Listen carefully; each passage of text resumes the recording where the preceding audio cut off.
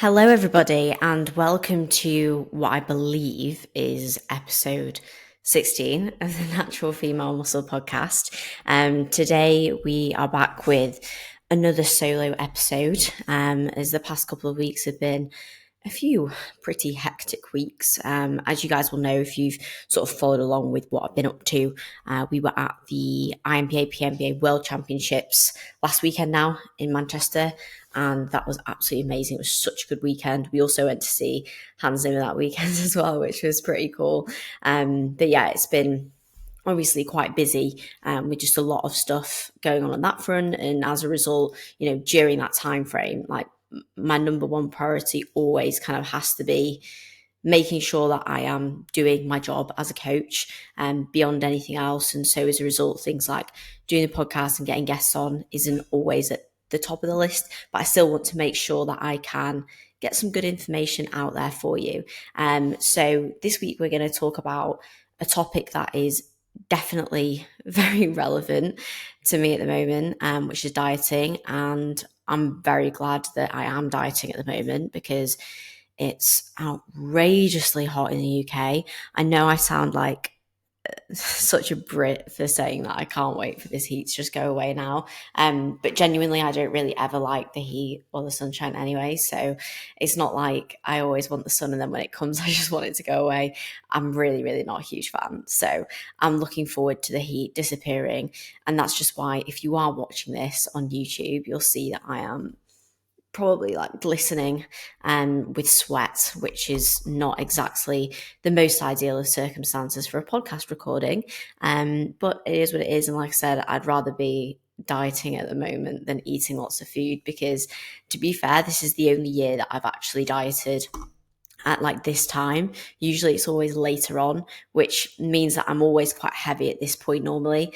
And these phases when you are like super heavy, they're not fun, but as you guys know, if you want to grow, if you want to make progress, you're going to go through phases of being uncomfortable. And I think as bodybuilders, we have to get used to that uncomfortability, which is obviously something that we spoke about a lot in the sort of that off season and growing phases episode. And that's why I want to come into this week's episode to talk about dieting.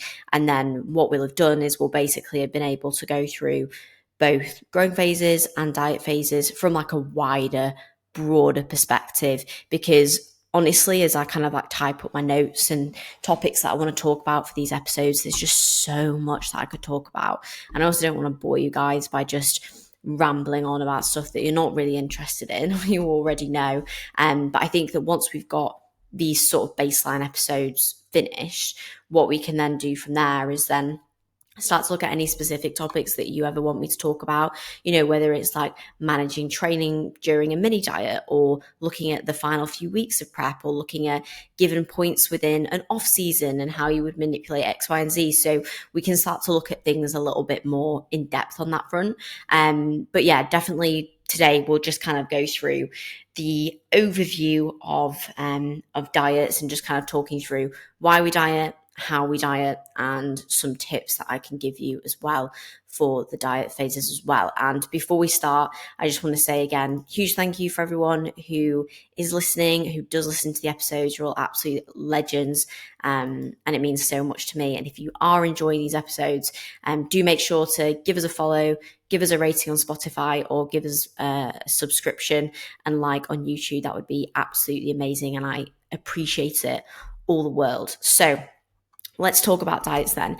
These are something that as a competitive bodybuilder will play a big role in our progress. It's not just about growing phases, but it's about including these diet phases as and when we do need them to enable productive growing phases and to enable productive prep phases as well. So we will go through diets outside of a prep scenario. And that's what we're going to talk about today. Is I'm not really going to talk as much about dieting when you're in a prep and when you're at the tail end of the prep. I'm going to talk more so about the diets that we will undergo outside of a prep scenario, or realistically what you're going to be looking at in those diets outside of a prep is what generally the first half of a prep kind of looks like in some situations. Obviously, sometimes it's different and preps are longer or preps are shorter, but we're looking at those diets where you're not getting into stage lean body composition, because that's a different kind of ball game. But when we take a step back,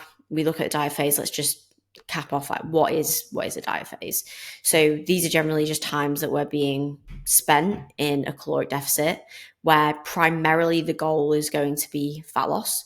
But alongside of that, we're probably also going to be looking at other variable improvements. It's rarely just going to be like, oh, okay, we're just looking at fat loss here.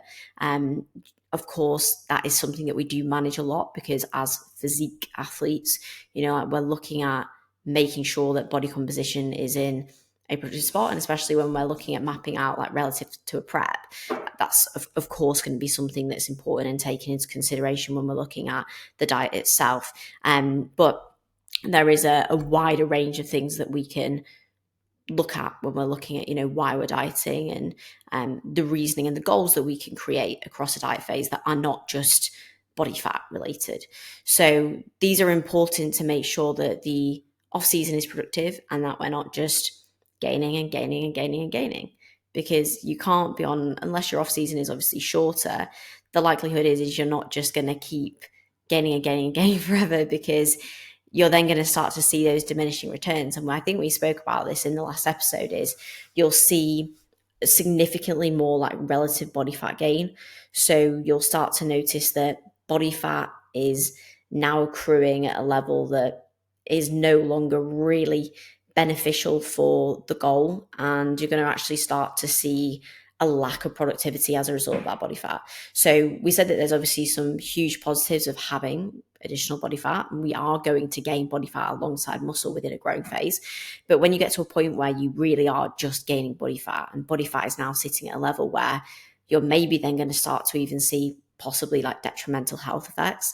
You're going to see poor blood glucose management, and consequently you're probably then going to see poor insulin sensitivity, which then can lead to even further body fat accrual. And then you're also just going to notice like poor nutrient partitioning and a poor responsiveness to growing. And that's something that you can gauge through your feedback. Like your coach will probably be like monitoring these things. You can monitor these things through, taking like blood glucose readings, through just simply looking at like your lethargy. Like, how are you feeling? Are you feeling lethargic? How is your energy? How are you feeling on day to day? How's your digestion? Like, you'll get all of these bits of feedback. And that's when you can start to assess, okay, like we probably need to pull things back here.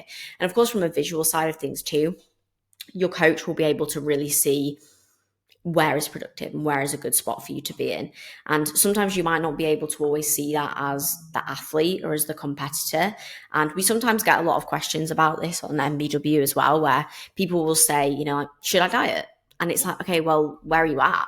Like, where is body composition? How is training performance? How is your blood glucose? How are you feeling? How's your blood pressure? Like, there's so many things to like actually take into consideration there. But having that kind of eye for like when it's time to do those things, along with the actual feedback, is also really important. We also then get, just poorer training. So we spoke about one of the main benefits being that when you're a little bit heavier in a growing phase, like, you have the ability to move more load. You can create more load exposure. But then you're maybe going to get to a point where, again, you notice the diminishing returns. So you're probably so heavy, so unfit, even if it's well managed, like even if you're doing CV, like you're just carrying more body fat, you're maybe going to start to notice that you actually are so lethargic across sessions that you're hardly moving well across movements. You're maybe even struggling to like get into movements themselves, which I know sounds a bit silly, because you're probably thinking, oh, we should never really be getting to those levels of body fat. But when you are like somewhat heavier, and especially as females, we hold a lot of body fat around our midsection, our glutes, our hips, like the ability to get into hinged positions or the ability to get into like a squat and to feel really mobile is going to be limited somewhat by being in those super heavy spots. So it's noticing those poor effects and then starting to assess, okay, now it's time. And we're also looking at implementing these diet phases within an off season, because like I said, they allow for longevity. So it's not just, oh, okay, we need to pull back and you need to be leaner. It's like, no, we want to keep continuing to progress. But in order to continue to progress, we need to reset. So you're looking at then having a phase where you can pull back and create a fresh baseline that's going to be a better baseline than the last time that you started that push phase. And that's what you'll often see over like long off seasons, is you'll go through like mini diets where every single time you get to the end point of that mini diet, you're in a better spot than you were the last time. And that means that you're in a better spot for the next growing phase. So usually you then see when you come back down to a given body weight, body composition is better because you're carrying more muscle. And then you're just in a good spot again where appetite's good, insulin sensitivity is good, you're feeling mentally ready and fresh to go. So like if you're looking at an example here, like we always spoke about how in a growing phase, you'll have roughly 0.2 to 0.5 pounds rate of gain per month. So you look per week, sorry. So you're looking at, 1 or 2 pounds a month. If you do a 10-week diet phase and you pull off like 15 pounds, that then gives you another 6 to 8 months of gaining. So it's like, okay, let's reset. Let's do 10 weeks where we pull back. And that's going to give us another 6 to 8 months where we can productively push forward again.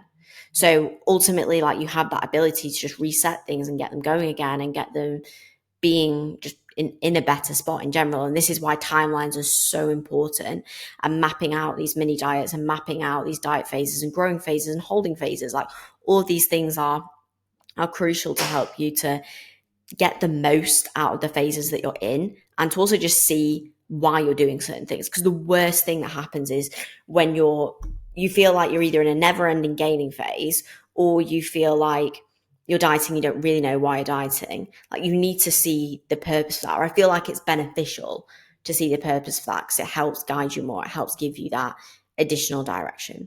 So that's probably one of the main reasons like why we diet, is we obviously see the purpose of the other phases and how it enables us to continue to progress and to see variables improve, etc. But obviously another huge like elephant in the room that we can't ignore is to manage body composition.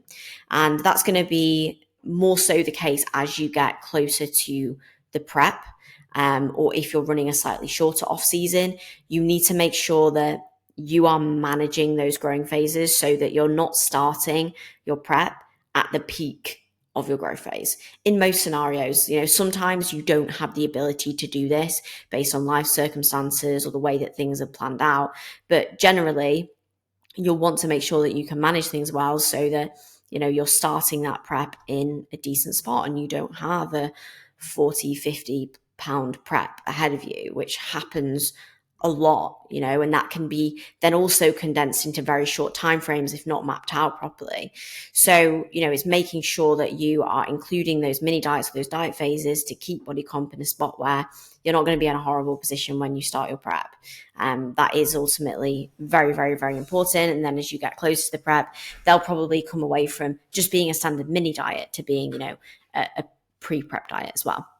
And this is where now the diets are super beneficial, not just for the physical benefits, but it's getting you ready to handle a prep, to know what a prep's like, to talk about the skill of dieting, to gather data for the prep or for future diet phases.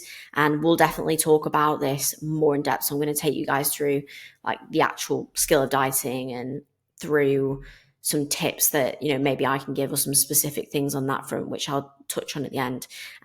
But all in all, like those are kind of the main reasons why we diet. And I think aside from all the things that a coach is kind of looking at here, you're also just acknowledging that through sometimes doing these diet phases, they can help an athlete mentally with the process to come back to a point where maybe they feel more comfortable at points, they feel more confident. And that is really important.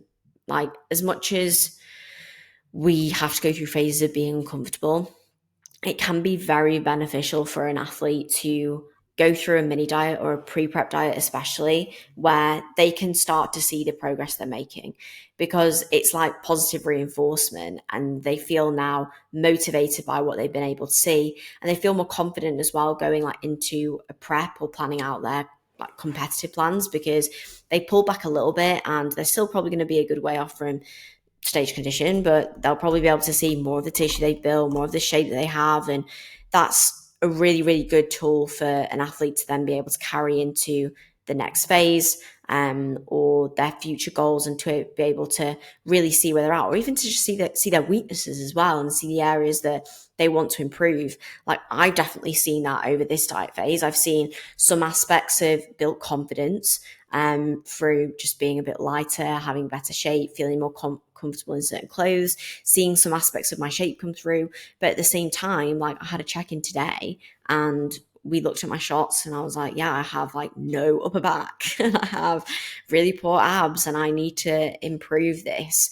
And it's not something that should be taken with a hint of like frustration. It's just like, okay, it's not that I'm not working. It's just that I need to now re-navigate where I'm doing certain things with training or reassess certain things. And that's really good, because you maybe wouldn't be able to see those things as much in just a pure growing phase, because you can't always see that when the body fat is there.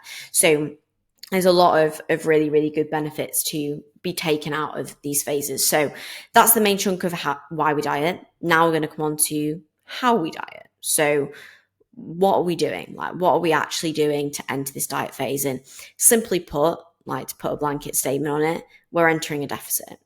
Like, that is what needs to be done in order to lose body fat. I think anyone who's on Instagram, you see all the posts that are very, very simple and blunt in saying this, but, a deficit works 100% of the time. It's, unless there is something like very physiologically else going wrong, the deficit will work. So we need to just make sure that we are in a deficit. So how do we set up this deficit? For the most part, prior to most diets, you'll generally want to create a holding phase, in my opinion. The reason being for this is that it creates a nice solid baseline. It often allows like a few weeks, and you'll really be looking at these like holding phases being like 4 to 6 weeks max. They enable you to create a good baseline where food is pretty much at a maintenance level. The individual is able to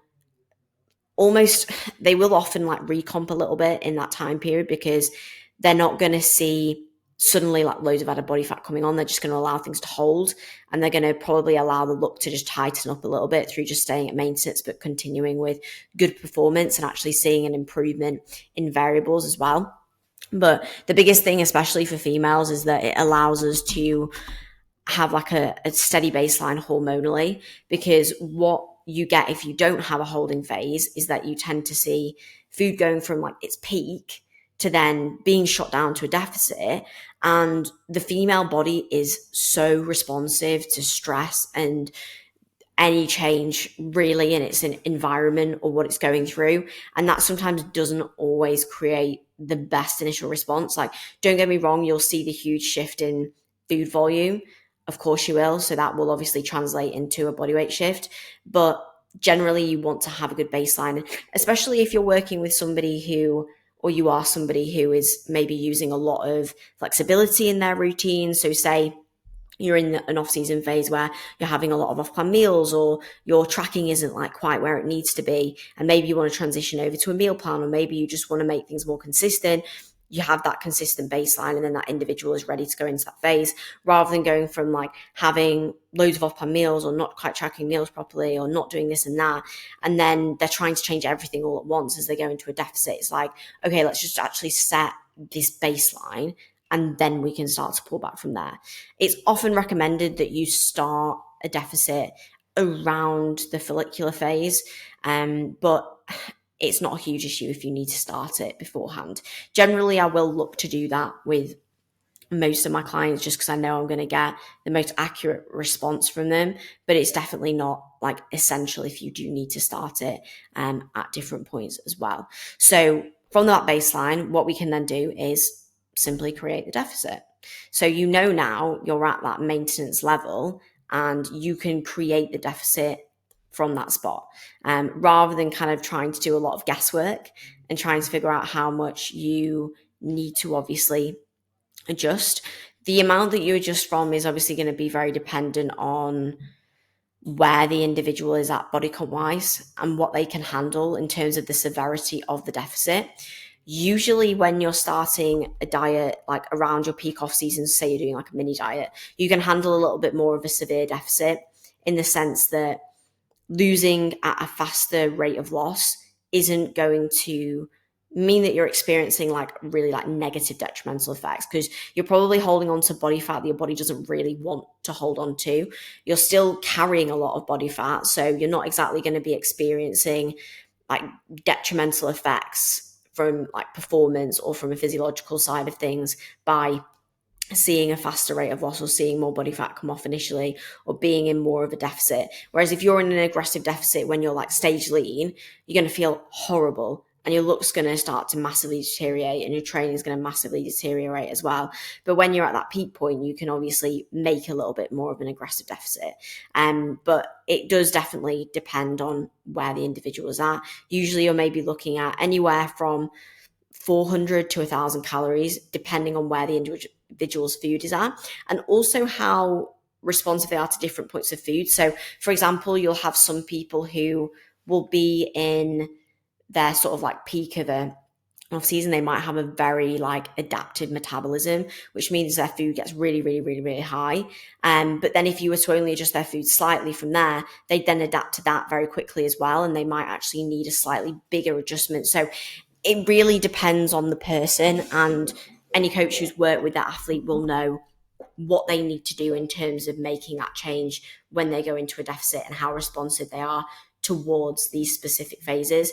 But for the most part, we're making a good, decent deficit. That's what we want to look at. And like I said, because we have that baseline level, we know what we're doing. Because what we often see a lot of the time is if somebody is starting a diet phase from their peak off-season food, so say they're in like a 500 calorie surplus, they go, oh, okay, cool, I'm starting a diet, I'm going to pull 500 calories out. So they pull 500 calories out, but now they're just at maintenance. They maybe see that initial food volume drop off, but then the body weight doesn't shift. And then they're like, oh, okay, we're going to have to make more changes now. And then they're making more changes and more changes. The first change that you really make to sit you into a deficit should last a little bit of time. Or you shouldn't be having to make like massive adjustments following on from it for the most part. So in a contrary scenario, you might actually be looking at, okay, so if we're in a 500 surplus, we probably want to actually reduce about 1,000 calories so that we're now in a 500 calorie deficit. But for the most part, like I said, when you're at a point like you will be at the start of like a diet and off season, you can probably make about a 25 to 30% deficit. Like that's going to be fine. But the main thing you'll focus on then is going to be the rate of loss. You'll look at the rate of loss of yourself or of an individual, and then you can start to tell if the deficit needs to be increased more or reduced maybe. So what we're looking at here is a 1 to 1.5% rate of loss. Usually in the initial stages, 1.5% is quite normal in the initial weeks. So for example, somebody who is 150 pounds, you're going to be looking at 1.5 to 2 pounds rate of loss on average per week. That's what you're going to be looking at. And the average part is really important because, again, you're going to see quite a lot of fluctuations. And in my opinion, when you get into a deficit, you're going to see a lot more benefits of having more weigh-ins across the week. I found that this has been quite beneficial, not just like physically to get the results, because you can actually start to see, okay, the average is more and where things are actually trending, but psychologically as well, because it does depend on the person, but for the most part, you'll probably feel better knowing that you're getting those consistent weigh-ins and you're seeing the average rather than worrying about where weight is at on one given day, because you could maybe take weight on a day where weight has been up as a result of like your cycle or just a poor night's sleep or eating later. And then you're like, oh my God, I've lost no body weight this week. Or it's been a really bad week. And then you're prematurely making changes. Whereas if you actually look at the average, you might be able to see, oh, okay, that was just one day where things are a bit off. The average is actually still trended down like 1.5 pounds. So we're good.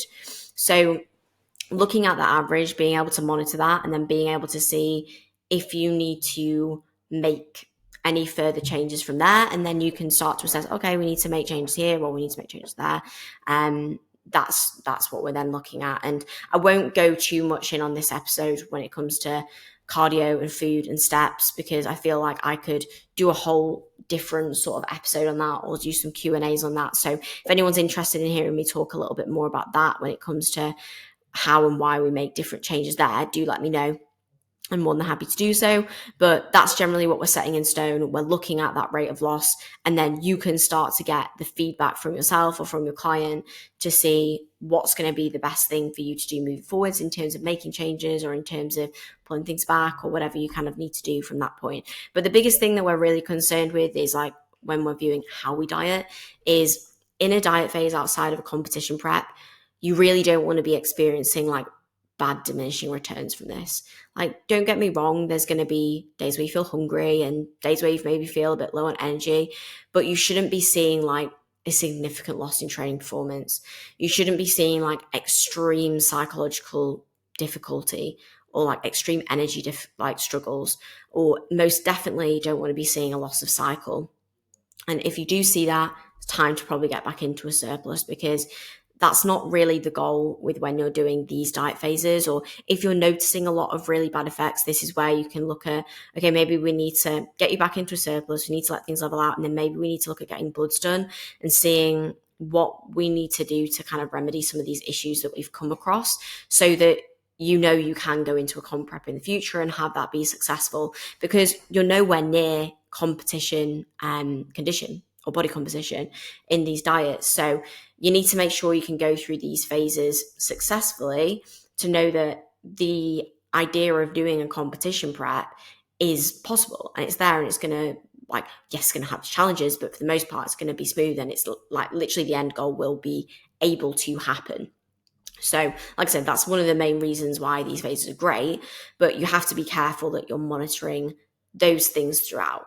And that's where maybe you will have to adjust training slightly throughout these phases, or you do really need to work on mindset throughout these phases. And this is where we come on to the skill of dieting. My door is literally just flown open with the wind. So I'm hoping, oh my God, I'm hoping it doesn't, you'll have heard it slam now in the background.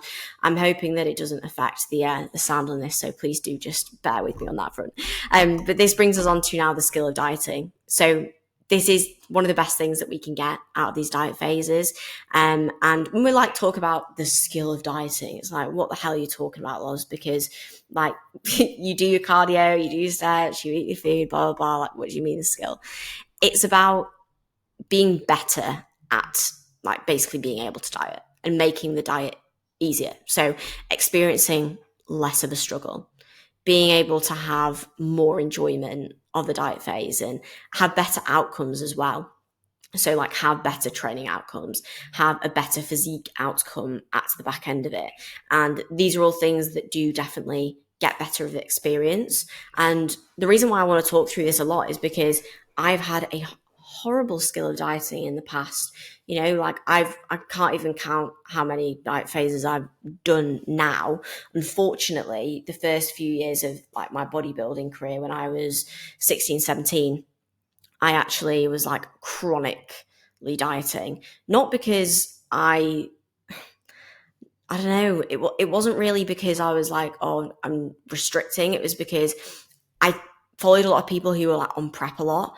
And because I was coaching myself and I was very uneducated at that point, we were talking like 7 years ago, I just didn't really know what to do. And I thought, oh, these people are like doing diet phases all the time. And I was probably following like a lot of like pro bikini athletes who were only going like 5-10 pounds with a stage weight. So I did a lot of diets in my early years of getting into bodybuilding, and they were not managed very well, I would say.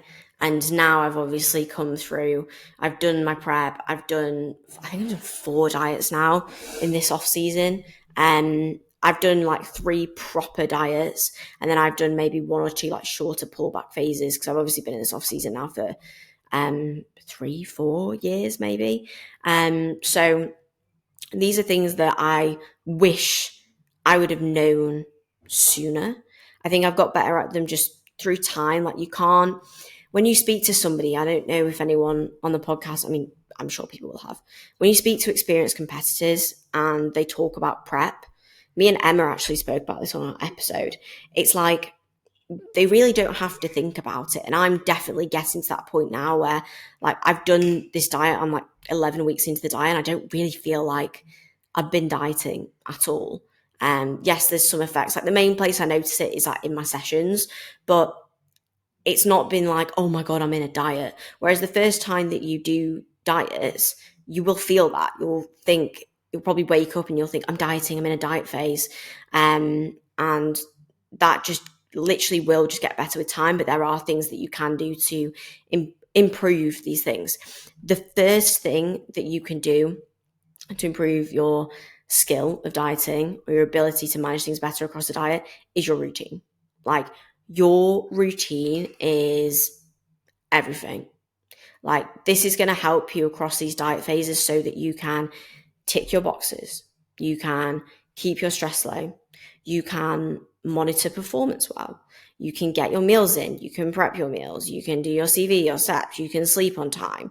You can basically make sure that everything is consistent and everything is as easy as possible to get done. The hardest thing for most people in diets is that sometimes they feel overwhelmed or they feel more of the effects of like the things that they are doing. So like they're noticing like poorer drop off in training or poorer drop off in energy. And it's usually because they're not managing the things that they need to manage well. So like, for example, their steps, like this is probably the biggest one. It's like steps and cardio. It's like, if you don't have a routine with this is going to be so hard for you to do because you're going to go through the whole day thinking, I've got to get steps in, or I've got to do my cardio.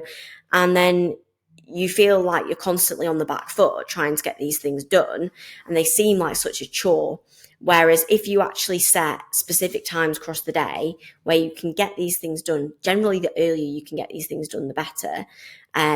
You won't have to even think about it. You know you have to do it, but all you have to do is execute. You don't need to worry about how. I think that's the worst thing is people are like, how am I going to get it all in? It's like, plan out how you're going to get it all in. Like, go on a 30-40 minute walk in the morning to box off 4,000 or 5,000 steps. Like, even if you work in like an office or you have a job with fluctuating hours, wake up 30-40 minutes earlier so you can go for a 30-40 minute walk. Like, it's genuinely quite a simple resolution in those situations. And it's a case of planning it out to make it work. And then just being more active with other things, like find out where you can maybe park a little bit further away so that you can move more. Do like more things around the house that maybe you'd usually do quite steadily, like be a bit more active with it. When you'd usually maybe sit down and scroll on your phone in an evening, or maybe on a lunch break, you just sit in at your desk, go out for a walk. Like, find time in your day to make things as efficient as you possibly can do, and map it out and then get it done. Like, when I did my first prep at the start of the prep, I think I had a goal of like 10,000 steps. I was struggling so hard to get it in because I was like just sat around in my uni room all day, and then I was like, oh, I should probably walk. It's like, plan out when you're going to do that stuff, and it'd be so easy. So having a plan there, so helpful. CV as well, have a plan where you're going to do these things. Not everybody has the luxury of doing cardio in the morning. If you can do cardio in the morning, I would always recommend it, purely because it's probably going to be the furthest away from training. But the biggest thing is keeping it consistent. So like, try and keep it in a relatively consistent spot so that your body then adapts to when it's doing cardio and it has as little impact on your training as possible. If you are going to do it at the gym, do it after your session and then keep that consistent on the days where you need to. Definitely, please don't do cardio before your session because you're going to feel smashed. But making sure that you have that consistent setup will just make things so easier for you to do and to get them done. And then the same thing just goes for everything else. You know, it goes for getting your meals in, keeping your meal times consistent, having things kind of just work like clockwork, because the more consistent you are with getting your meals in, having like similar meals at similar times, or keeping your meal timings on point, the better you're going to be able to manage your appetite, your satiety, your energy levels across the day. Because when you're dieting, and if you're like leaving 5 hours between a meal, if you like, it happens, we go out the house and 5 hours between a meal, you're going to really feel it on that day when you're in a deficit, and if you're used to having food at usual times. So like, be prepared, be organized. If you're going out, take food with you, and just make sure that you and try and keep that routine relatively consistent, or at least planned. Like, it doesn't have to be the same every day because, as I mentioned, not everybody works for themselves. Not everybody has the freedom of their day with the hours that they need to. Sometimes you're going to have fluctuations in like the shifts that you work or the days that you work, but making sure you have it mapped out and you have planned and organized things as best as possible, it's going to really, really help. It's then also going to help you with sleep. Like, sleep is going to be everything across your diet as well. So just like planning out your cardio, just like planning out your food, you want to make sure that you can also plan out enough time to sleep. Like, have a sleep routine. I thought this is important regardless of off season or dieting, but if your sleep routine is all over the place when you're dieting, it's going to also make it hard for you to just have a routine in general, because your sleep times are going to be all over the place, your wake times are going to be all over the place. That's going to then make it hard for you to actually get the boxes ticked that you need to get ticked. Like, I used to find that when I'd wake up at just probably like the latest time possible, and then what would happen would be I'd be struggling to get like steps or cardio in, because usually on some days where, like, for example, now, if I'm up at like 5:30, I can do cardio and 4,000 steps by 7, and then I can start work at 7. Whereas if you're to wake up, or I've had days in the past, like in prep, where I would have woken up at like 9, and it's like comparatively on that day, I've then done nothing. I've done nothing by that time. Whereas usually I could have done cardio, steps, boxed off some work by that time. Like, look at what you have available and make that time efficient. So routine is the biggest thing there. So make sure you're managing your routine. Second thing is your mindset. So a huge part, aside from managing the physical variables, is going to be how you strengthen your mindset through these diet phases. Inside the gym, outside the gym, understanding the effects of shifts in energy, shifts in hunger, shifts in body weight. So firstly, I think when we're looking at performance, you're going to probably notice at points a shift in performance. It won't be drastic in a normal diet, but you will probably still notice some strength drop off, especially if you're coming from like peak body weight and peak strength, like all of a sudden, and then you drop down body weight, you're going to notice a change with that. And mentally being able to understand this and appreciate this is everything, because the worst thing that you can do is let yourself get frustrated by it. That's the worst thing, because physically it's going to happen, and that's okay. If you're going into sessions, you're managing your movements, you're managing your load selection, you're giving your best possible effort, you can't do anything else. But the one thing that is going to have an effect is being stressed about it, getting upset about it, getting really emotional about it in the gym frequently. Like, a couple of days here and there where you, like, say you fail a load that you've done before, or you miss a rep and getting a bit pissed off, like, you'll get pissed off because you care, and that's absolutely fine. But if it's happening every session, every day, you're creating that stress, you're going to affect performance more. You're going to see more performance loss. You're going to affect the diet phase more because you're going to be stressed so much. And that then will have an effect on the diet. It'll have an effect on your experience of the diet. You're probably not going to enjoy the diet anymore.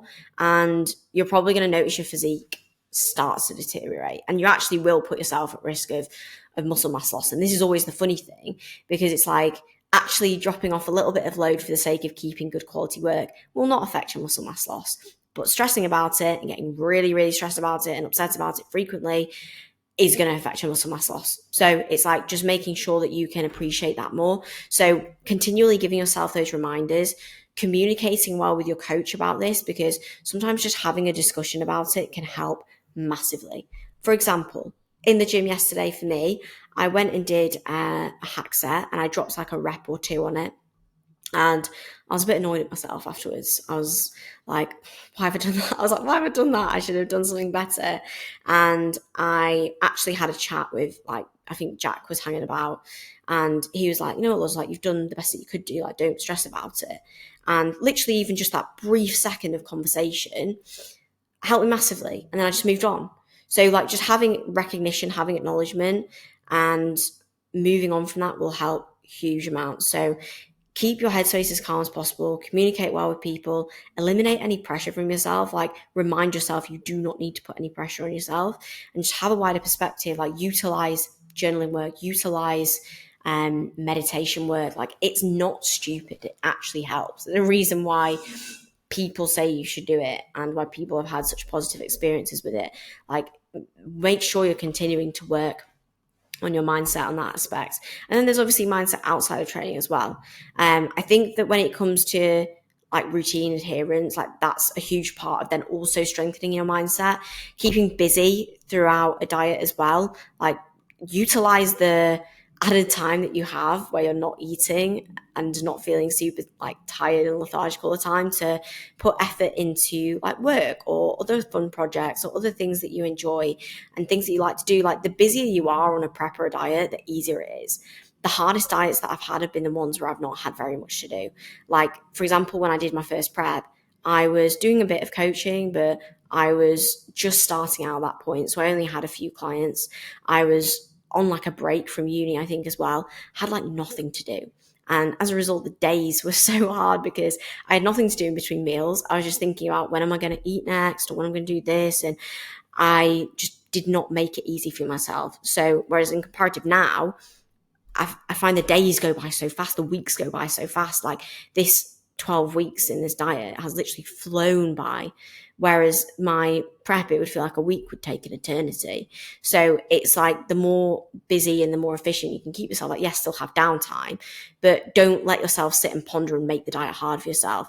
And that's actually just made me think of one of the biggest tips that I can give when it comes to just simple like adherence and managing like food focus and appetite and things like that across diet, because you will get hungry, is please do not make your food focus worse. The worst thing that I see people do across a diet is like they'll look at their Instagram, or now like TikTok is a really bad one for it, and it's just food. Like, it's just looking at food all day. Like, if you enjoy it, I'm not going to say like don't do it, but just genuinely ask yourself, like, is this making it easier for you or is it making it harder for you? Like, that is the bottom line. And there's no doubt that is creating more food focus. Is that going to help you throughout the prep or throughout the diet to adhere to your food more and to feel like better about the fact that you're dieting on a daily basis? Like, is it? And is it also going to be helpful for you after the diet? Because also remember, like with these diet phases too, like post prep is a completely different conversation, but you want to make sure that you're basically getting a good exit into the next growth phase. If you're coming out of this diet with a horrible relationship with food and your food focus is really high, you're going to really struggle, and you don't want to create that for yourself. And like keeping in communication with these things with your coach is key, so that maybe you can look at food source selection or how you're managing your routine or how you're managing food coming out of the diet and things like that. But like really try and like assess your actions and your content consumption if you're looking on your Instagram or your explore page and everything is just like food, because it's like that's not going to be helpful. And a huge part of bodybuilding is like food restriction. Like, if you're a massive foodie and you're focusing on that massively, you don't have to put yourself through food restriction all the time, because it's probably not going to be helpful for your relationship with food.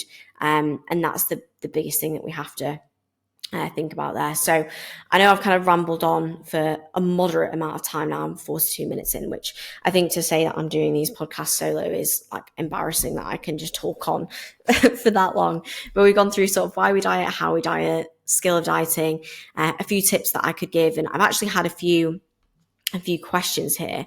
One of them actually just leads straight on. Well, actually, it kind of does lead straight onto this actually.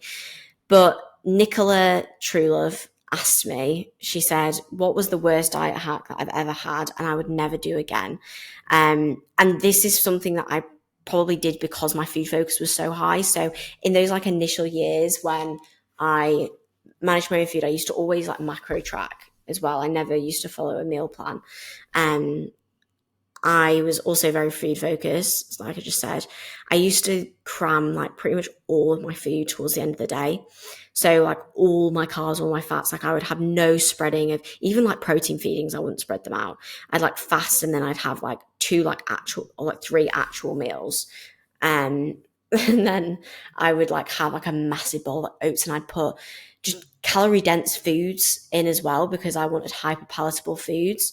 And that made the diet really, really hard. And it's why if you're doing macro tracking, you're still going to want to make sure that you're creating good structure to your days. And you're always going to want to make sure that with your structure, like ideally I recommend like having, at least like 5 protein feedings usually works well. So you want to make sure that you're maximizing MPS across the day. That's going to also help you with satiety. It's going to help you with digestion. It's going to help you with appetite management.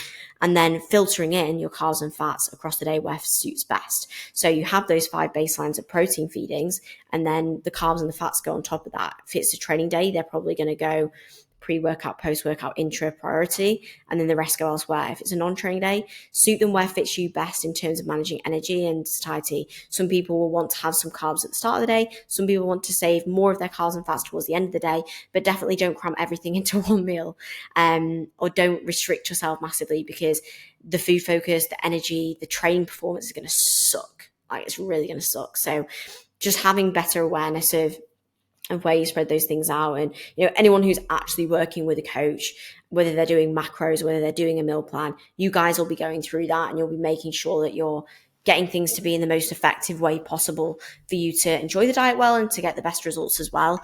But yeah, that's the worst diet hack I ever did. I probably got that from following Fitfluencers on YouTube or something like that. When I think it was like when intermittent fasting was like a huge craze, and I thought that was obviously like a bit of a mid-ground, but really it was basically just restricting and then shoving all my food in at once that was just not working well. And from a bodybuilding side of things, it's not really a great approach to be taking, in my opinion. Another question I'm going to go on to, I'm literally just going to do one more question because I did get a few, but I'm aware that I'm talking for quite a while now. So the second question and the last question that I'm going to go through is from I think it's Forte. I would say Forte, but it could be Fort.more. Mentally, I'm actually going to read the proper question so I can get it up. So they said, how to deal with feeling flat small. I miss the dimension of being in a bulk and the detail of being shredded. So this is the worst thing about mini cuts or diet phases where you're not in a prep, is you basically are dieting to the fat and flat stage. That's literally where you're at for the majority of the diet, for most people. And oh my God, is it an absolute head fuck? Big time. I struggle with it massively myself, massively. Like over this past week especially, it's been properly playing on me, like really playing on me, because I'm really flat at the moment. Like to the point, you guys will know, post-training, I look at myself in the mirror and I'm like, yeah, no muscle there, no delts, no arms, no back, nothing going on. Yeah, it's not fun because I know I'm getting leaner, but I look small as hell, but I'm not lean to the point where I actually can see like really hard lean muscle, or I can see a lot of my shape. You're just in that horrible spot, and it's brutal. Like, it actually is like pretty brutal. But this is where bringing yourself away from that like over analysis and being like able to appreciate the purpose of the phase. And this is why like I want you to bring yourself back to like why we diet now, is like, remember why you're doing this tidy up phase. Like, you're probably doing it to give you longevity for another push phase, to help you to at least see some level of muscularity, some level of shape that's there. But don't let it be the judge of how good of a bodybuilder you are, or how good of a person you are as well. Like, that's what I find is the hardest, is I look at my physique now and I think, like, I start to judge how competitive I'm going to be. I'm like looking at myself and thinking, I've got no muscle and I look small and like I look like there's not much going on. It's like, well, this is not how I'm going to step on stage. Like, I'm still about 25, 30 pounds away from stage weight at the moment. I'd say maybe like 25. So it's not reflective of where you're at. Like, don't let yourself get in your head about that. You'll probably feel, and this is what you usually see, you'll feel good a couple weeks after you finish your diet. So a couple weeks afterwards, when food's been reversed up, you've got a bit more fullness back again, but you're a little bit tighter, you'll start to feel good then again.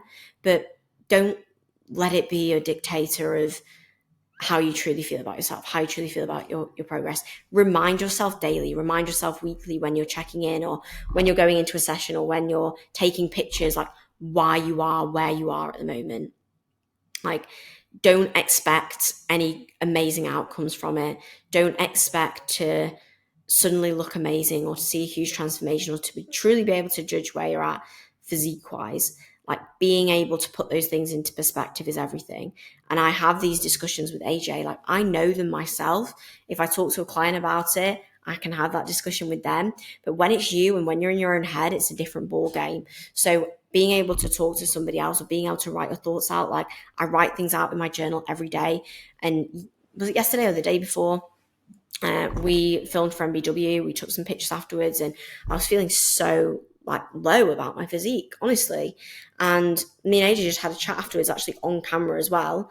And if you like watch that video, if you have ever felt like this before, but you can see how I chat to him, and he helps be my voice of reason in these situations. Because that's like life. We're not perfect. We can't all feel amazing all the time. We can't always rationalize things ourselves all the time. And having somebody to help chat through those things with you can be super, super helpful. But yeah, I'm going to kind of leave it on that note because I think that that's a really helpful note to kind of go through at the end.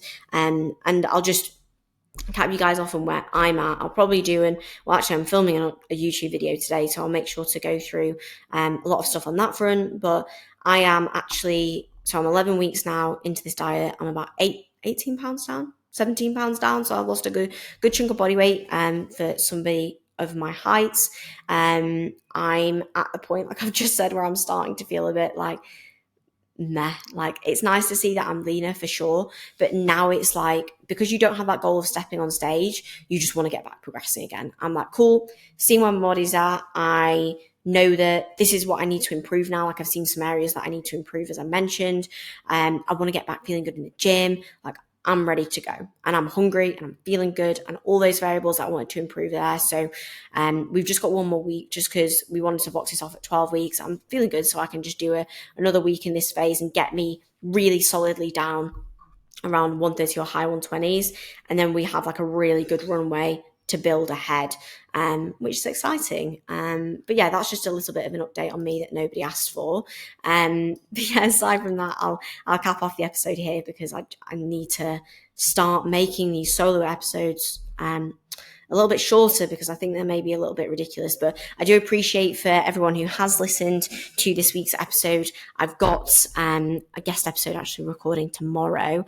And as always, if anyone has any requests on guests, topics, things you want me to talk about, do let me know, because I want to do this podcast like for the listeners, for anyone who is listening, and just give you what you want to hear. So let me know if you have any thoughts, any recommendations. But as always, thank you so much for listening.